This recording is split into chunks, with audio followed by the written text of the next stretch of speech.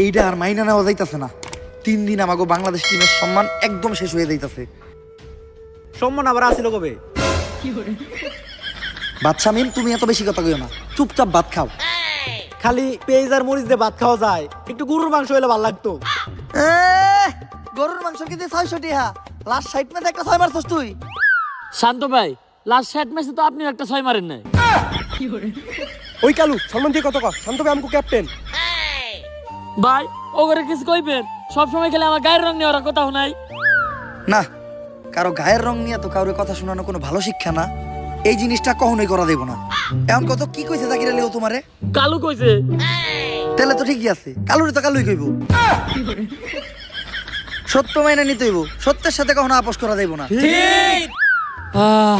দুঃখের বিষয় হলো বাংলাদেশ টিমও একটা ভালো ক্যাপ্টেন পায় নাই। ঠিক। কিরে তোরা সবাই ঠিক কইলি কা? ভাই সত্য মেনে নিতে হইব, সত্যের সাথে কখনো আপোষ করা যাবে না।